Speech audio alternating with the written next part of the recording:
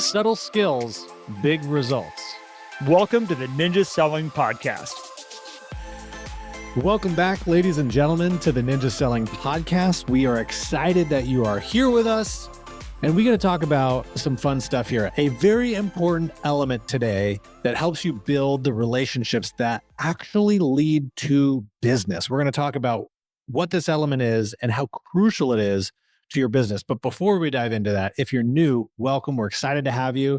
Go check out our community on Facebook. Go to Facebook, search for the Ninja Selling Podcast, hop in there, approaching 15 or over 15,000 people right now who can help guide you if you're looking for that, or if you just want to have some camaraderie and community around Ninja.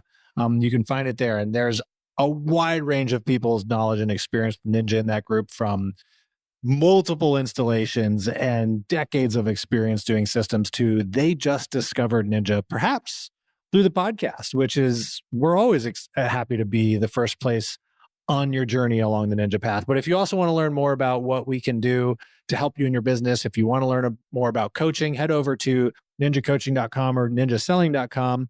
Click the tabs there, and you can also find the trainings for Ninja Selling there too. Garrett, good morning to you, sir. The intro felt long, man. I was like, it did feel long. Yeah, I'm happy to have you, man. I'm happy to be part of the conversation. I was adding more stuff, I guess, today, but sometimes it's longer, sometimes it's short.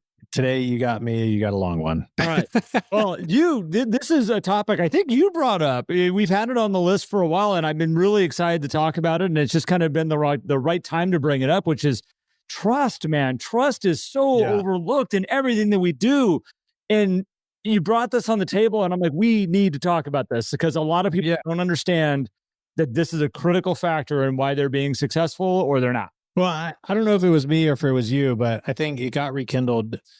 I just read Steve Scholl's book, which everybody is like, a lot of my clients, like, you have to read The Full Fee Agent, right? Which is Steve Scholl and Chris Voss. And feels weird giving a shout out to Steve since he is a competitive real estate coach, but it's okay. We talk about know, like, and trust, Garrett, right? That's the element of like how people do business with people they know, like, and trust and are in flow with. But what is trust? We talk about know and like. We can qualify that, right? That's pretty easy. But how do we qualify the trust factor, right? How do we really know if someone truly trusts us? And I guess you could say, well, like, would I leave my keys to Garrett to my house if I'm going away on vacation? It's like, okay, but can you test that theory? And what are the actions we can do to build trust with people? So let's talk about it. Well, and I think that the part that I am fascinated by about this idea of trust, or this theory of trust, is that trust is something that a lot of people, when they're building a business and growing a business, they expect people to trust them.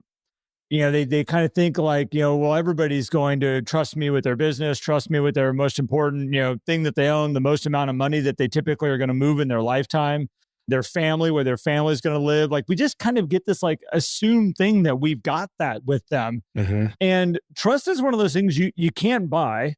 You can't fabricate or manufacture. It's not about how many postcards you send. It's not about how often you pick up the phone and call them. And I don't understand why they didn't do business with me because I call them all the time. We hear this all the time. Like, I applied to Ninja Systems and I'm not getting the results that I want to get. And I think this is overlooked so often, Matt, this idea of, do the people trust you? And trust is earned. Trust is something that you grow over time. The people that look at you and say, I trust that person, that is not something that just falls out of thin air. It is something that you earn by showing up and being that person that they can trust over and over and over again. And what happens is a long-term safety that they have with you. They have this safe place where they know they can come to you for answers. They know they can come to you in confidence. They know that they can trust what you're going to say and that your word you can stand by. All these things lead into a huge part of what makes Ninja work. And if that element is broken, or if it's not earned, you can do a lot of these systems and you can show up in a lot of ways trying to see if you can outperform it by the amount of crap we send them. And that's not really necessarily the way that it works. That might have been a little harsh on this. But I find that a lot of people try to make up for it. And Matt, we see it all the time. Yeah. You can get by with some results, but man, when the trust is earned, this is one of those things that just makes it just skyrocket. Well, and there's different levels with it, but ultimately trust will override knowledge and even potentially quote performance, particularly in the game of real estate, because here's the thing, and we've talked about this before. No one can go back and do it again. I don't really know if Garrett would have done a better job of selling my house than Sally, because I didn't hire Garrett. I hired Sally, right? Yep. And I also don't know from the get-go, unless there's like staunch differences in performance, which sometimes that can factor in, but that'll lead into the trust thing. And Steve talks about this in the book, which is, these agents that have the best presentation, the best consultation, all the right things to say. And they go in and they're like, man, I nailed that listing consult. I'm totally getting this listing. And then they don't. And they're like, well, what happened? It's like, well, they just didn't trust you as much as the other person. It didn't mean they didn't like you. It didn't mean they didn't love what you had to say. It didn't even mean that they didn't think you could perform better than the other person. They just trust that other person that much more. And it doesn't have to be a lot. It can be a little. And it's not a distrust of you. And I think that's an interesting thing to bring into this, Matt. It's not like I trust them, I don't trust you. It's that it's not a binary. I trust this person a little bit more. Yeah. It's just like that little bit. And this is where the relationships come in, which is why the Ninja system is so great. Like, yes, we need to have the consultation. We need to know the numbers. We need to have a great way of showcasing how well we do our job. But that's not what's going to build the trust, right? The auto flow and all this stuff, that's going to build the relationship and make sure that we're in people's lives. But it's the in-person conversations. It's getting to know somebody and showing up for them in little tiny ways around that actually start to build that trust. And here's the other thing, how you show up in those moments. Are you paying attention? Is your energy right?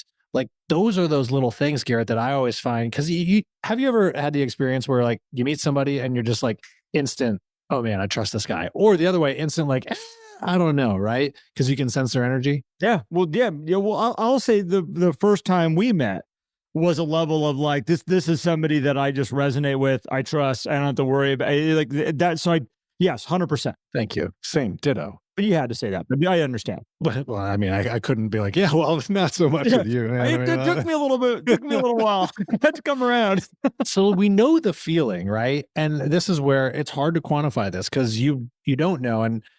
But we can probably figure it out. Yeah. Right. We could probably figure out where is our level of trust with people in terms of how are they reaching out to us. I was just talking to Garrett in between our recordings here about a buddy of mine who reached out about his property because he's curious. He's kind of wants to know what it's worth, because if it's worth a certain amount, he would want to sell it to go invest that money into building something new.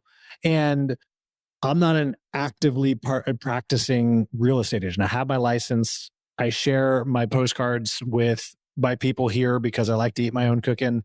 And he said, Jesse and I talked and said, we should call you because you're the expert and we trust you. But we have a relationship outside of real estate. Our relationship is mostly the gym. I use him for my HVAC. We talk about other things. When we see each other, we have a good time hanging out, and we show up in a certain way that has built that trust. Where how many other real estate agents are around here that he probably knows, who should know him because he runs a local business, but he called me, which I found fascinating. Well, and here's the cool thing. He called you, and the trust level is that you're actually going to connect him with the good realtor that's going to be able to help him out with this. Like that's someone whom I trust. Who you trust. Yeah. He's like, I trust the people that Matt would put trust and confidence into. Like, and I think this is this interesting element because I have coached a lot of people over the years that are running stupid referral-based businesses. And I always love it when we'll have a conversation. They're like, do you think I need to have a well-built listing presentation? And I'm like, you don't have a listing presentation? Like, how did we get this far? And they're like, well, I never have to do them. Like, my friends call me and they're like, hey, can you list my property? And I'm like, yeah. And then I bring a listing contract over and we sign it. And like, well, I get the property listed and I get it sold and we move along, and they refer their friends to me, and their friends are like, I was told I'm supposed to work with you because Matt said you're the guy we work with. Yeah. And again, there's this voice in their head saying, I hear all this stuff about you have to have a professional listing presentation. You have to have pre-listing packets. And as you started off with earlier, trust will override all this stuff. All the time. All the time. It's interesting. I see it happen. So there's a group of people who meet in the mornings. I think I've talked about this before. This started on Clubhouse years ago when Clubhouse was actually cool for a hot moment. Sandy McMaster encouraged me. She's like, we should start a little morning chat. And we did, right? And we ran it 5 days a week for a long time now. It's actually still goes on 5 days a week on the Discord, which drop a message in Facebook. I can link everybody out to it if you want to be a part. It's 6:30 a.m. Anyway, this group of 6, 7, 8 people were consistent at showing up multiple days a week to talk to each other, just to like share some gratitude and chat. Like that was it. There was no like, hey, we're going to work on these things or do accountability. Like we're just going to show up, share some gratitude, chat with each other for a bit and go off on our day. And for years, they have been consistent with it. And what's crazy is like, I don't think they all know really well detailed of like what type of presentations they have, what type of marketing they do or anything like that, or what their stats are, how many closings they have. But the amount of referrals that go along in that little group there, or when somebody says, hey, I need an agent in, the DC area or Charlotte or Colorado or Alabama, or like it is, oh, this person, they are actively out there saying, go to this person because the trust from just showing up and being in each other's world and being on group texts and stuff is so strong. And I look at that and I go, Garrett, the first element to build trust is you got to show up. Start there. Show up for the people. You got to show up. You got to be consistent. You got to. It's funny you brought up the Discord and you brought up these groups because I've watched it with Ninja where people are just like, I want a Ninja in a different marketplace. And I'm like, in back of my mind, I'm like, you don't even know what their commitment to Ninja is. Right. Like, and I love it. I love that there's that trust and that level of, look, if they follow Ninja, if they've been doing Ninja installation, like that's my agent. That's who I'm working with. And it's incredible how trust can be earned by association with groups. There's people that sometimes they'll just say like, do they go to church? And if they go to church, I trust them. That's a baseline for them. I'm a believer if you drive a Porsche. No, I'm just kidding. Like, but there's like these different elements of like, oh, you race cars. Like I've got a relationship with you automatically where we can talk and we can share stories and we can have a confidence level with each other that I'm like, oh, I get you, you get me. Trust can be earned really fast in a lot of different areas. But I bet even on your racing team, right, or the people you race with, there's, everybody has a trust level that's positive. But then you look at, okay, the difference in like, if you had to give the keys to one guy for the last lap to catch up, like, who you're giving it to. And it could be performance based or it could be like, I trust the way this guy drives, right? Like, that guy on your team, right? And you don't have to say who it is because we don't need to embarrass everybody else. But well, they give the keys to me, and that's what. I also know the car may not come back in one piece. They're always like, okay, like but it is the last lap. Like, go out. But yeah, I will say, like with the league that we race in, it's really interesting because like there's an unspoken thing of 135 teams are sitting here in the pits and the paddocks. And there's an unspoken word that if you need anything to help your car, everybody here will help you. And they will go out of their way. And there's been times that I've needed to borrow a tool and I will go to one pit and all of a sudden there's 10 people roaming around the pits looking I didn't ask them to do it, but they're like, you know what? We're going to help out that team over there. There's no win in it for them other than making sure they've got someone to go and have fun and race with out on the racetracks. They want to get your car back out there so we can have fun doing what we're all doing. We have these areas that we build this trust around. And so whether it's 24 hours of lemons, which is what I do for fun on the side, whether it's Ninja, whether it's a church you belong to, like all these things build trust, but then there's you. I want to go back. Yeah. I want to go back to your racing analogy for a second here, because I know a lot of realtors, they can all sell my house, right? That's the view that a lot of people have. What's going to have me choose one realtor over another in terms of trust? What's going to have you choose one pit crew over the next? Now, it might take you going through a few, but I'm sure you even know, like, oh, I've seen that team a lot. They've helped me out before. We've chatted outside of these races. if I need a tool, I'm going to them first, right? Oh, 100%, because all you have to do is walk over and go like, hey guys, we're Run CRV, and they go, we love you guys, or we will go to them and they'll come over and say, hey, and we're like, we love racing with you guys on the track. You're so considerate. You never put us in bad positions. What do you guys need? Where there's other teams that will come over. And there's one team, I cannot mention even the name of their car because it's so absolutely inappropriate that everybody's going to be like, what is this thing called 24 Hours of Lemons?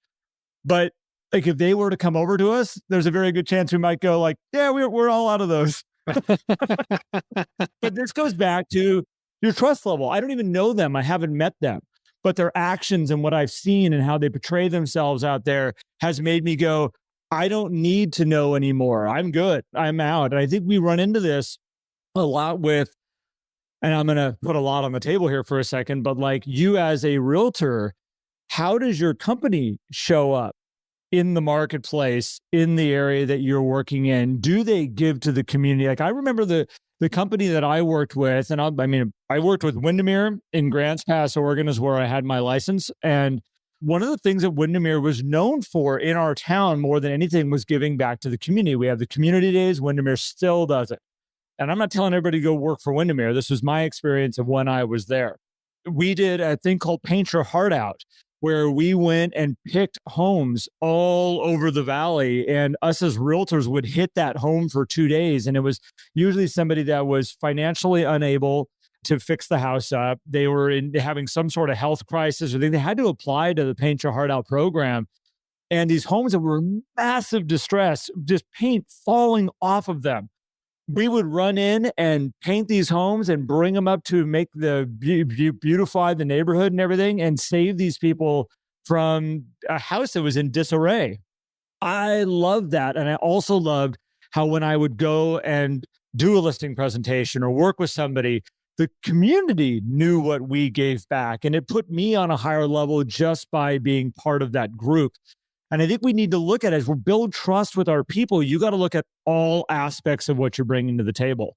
Everything that you associate with has to represent you in a good way out there if you're going to build trust with the masses. Mm-hmm. And when you put out weird stuff or weird posts or weird, we got social media, I think, can work in people's favor. It also can tear people down. Yeah. All these things are parts of building trust. And we sometimes don't give it credit for how important it is for us to be successful, especially in a relationship business. It is like the key factor in a relationship business. And, even when you get into deals, like it could be the key factor in a deal going through. I mean, I've experienced it, and I know everybody listening has experienced it, where you have a seller and a buyer, and they're just like, I don't trust the buyer. I don't trust the seller, right? And some of those deals we shepherd through, we get them through, we get to the closing table. But the tough ones are where someone's like, I just don't trust that person. And now that's going the negative side of it, right? We're really talking about how do you just go from, yeah, I trust you, to I trust you more than this person. And you had said, Garrett, about the teams and stuff, it's the way they show up, it's the way they communicate, it's the way they do this. And then you brought up social media too. I was thinking about that as well. And we're not saying you need to go be somebody who you're not. In fact, I would go the other way and say you need to be exactly who you are, but you may want to take a look at who are you, right? Be more of who you are. Yeah.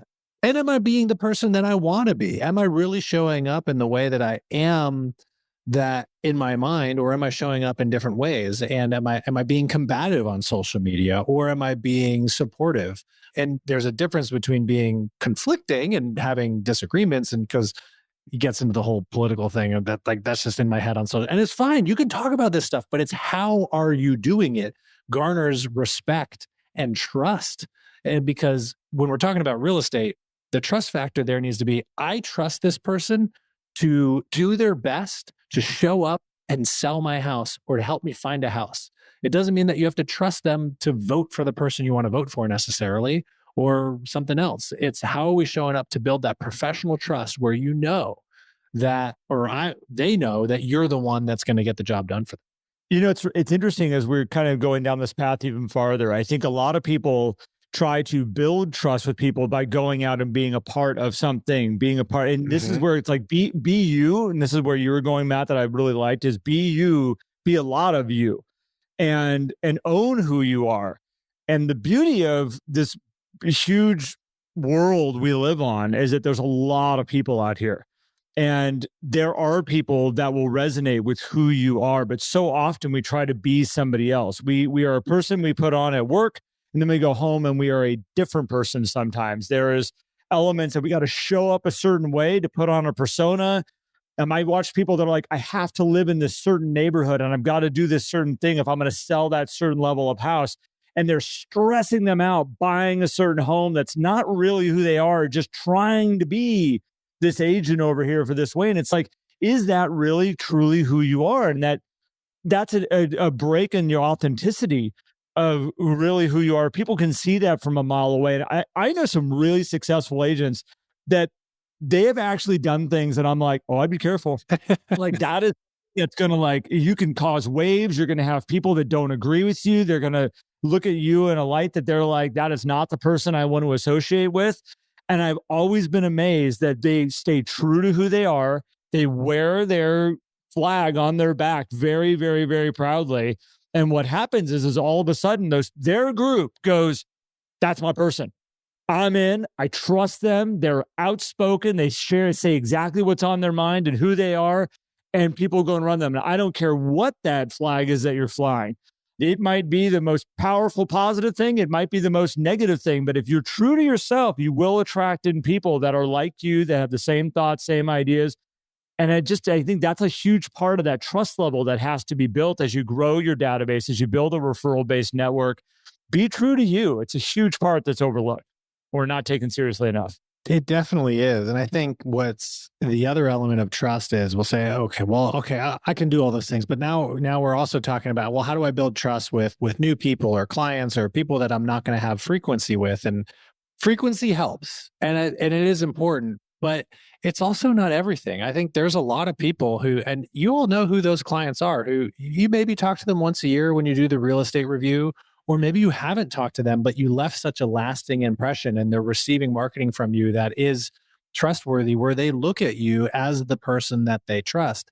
And that comes down to how did you show up in that moment, right? Yeah. And this is why from a referral aspect and pulling in new business from the people that you've done business with is when you show up into a deal with somebody, when you show up to run a process, make sure you're showing up in a way that is just outrageously authentic for one. But also you really are putting their care and concern first. Yep. And you're guiding them through these things and you're being honest and open and everything with them because they're going to be like, because here's the cool thing. In real estate, because we can't go back, like I said, I can't go back and say, like, well, how would have Garrett done selling my house? Well, let's say, Garrett, you were the person that sold my house. I can't go back and say what it would have been like with Sally selling my house. If I had an incredible experience with you, Garrett, that's my knowledge, right? That's now ingrained. I'm like, yeah, if I was going to sell again, I would totally trust Garrett to do it because he did an exceptional job. And he was just so great to work with. He understood my emotions. He understood the struggles, the challenges, what was going through my head because he asked questions and did these things. So the trust level is there. So now it's, of course, I'm hiring Garrett. And if somebody asks for a realtor, I'm going to recommend Garrett. Now, in Ninja, we talk about developing the unsolicited referrals where people are referring people to you without somebody asking them. But that's like the baseline. And if you perform well in the business, you can have these hundreds of trustworthy relationships out there that maybe aren't as frequent as your tight relationships, but they're still there. Well, it's interesting too, Matt. If you look at like the 10-step buyer's process and the Sweet 16 listing presentation that we talk about in Ninja all the time, the first part of that, which is funny where a lot of people skip it because they're like, oh, these people, they're in a hurry. They got this, they got to do, they got this, they got to do. They just want the numbers. They want to know what their home's going to be worth. They want to know what my process is and how I'm going to market it and all that stuff. That first part of both those processes is actually the gaining of trust. And it's funny, again, it is the number one piece that people skip by, blow over, because they just want to be the good realtor. And I'm going to encourage all of you as you're looking forward here and you're building your business in 2024, anything you can do to improve your trust that you have with the people that you're working with, you don't want to skip it. You want to lean into it. You want to develop it even more. Forward phone calls, calling people and asking them about their family, their occupation, recreation, and dreams. That's all trust building stuff that is showing care and concern for the important things that they've got going on in their life. When you find pain or pleasure in people's lives, this is your opportunity to be like, how can I increase the pleasure or decrease the pain in their life? And you having that care and concern and taking care of them and introducing them to somebody or a thing or product or whatever it might be, whether it's real estate or not, that increases pleasure or decreases pain, that builds a level of trust where they go, I don't know what it is about Garrett, but that is the nicest person. Or I don't know what it is about Matt. He's the nicest guy. He's always doing these things that just take care of us and make our world better. And I love having him in our space. Everything about Ninja, when you look at those systems, the handwritten notes, the lunches, all this stuff, this is all trust building pieces that we sometimes take so lightly or maybe even disingenuine, because the whole thing we're looking at all these systems going, how is this going to unlock business? How is this going to unlock business? It unlocks the business because of the trust you build. And then you have the things that show that you're really great at what you do. Then when it comes down to the real estate, and this is why, Matt, this topic, which I am totally throwing your direction because I remember you bringing this up, is so incredibly important. And it's also just because of so many different sales trainings out there that people have been bombarded with for so many years that aren't built on trust. They're built on sales techniques, closing techniques. How fast can I get them to say yes? ABC, whatever you want to be doing. Like, this Ninja is so different because of this. And you got to embrace this side of the system because it makes the whole thing come to life. Yeah. Oh, man. I mean, that is it right there. And two things. One, if you have the trust there too, it's going to make the deals so much easier. There's going to be less commission negotiations. There's going to be less challenges because the trust is there. The other thing is, you don't necessarily need a special system to go build trust. You all know inherently how to build trust because you trust people in your own life. So if you just lean into it and think about it, because people are like, well, how do I go build trust? Well, there's the Ninja 9 and all these things that you can do, but just ask yourself, who do I trust? Why do I trust them? Let me learn from that for myself so that I can go deploy that in my relationships. Gary, you brought up all these different systems. The best thing about the book, The Full Fee Agent, for me anyway, was Steve going through this realization. He's like, for 25 years, I've been coaching every script, every this, every that, and it is trash.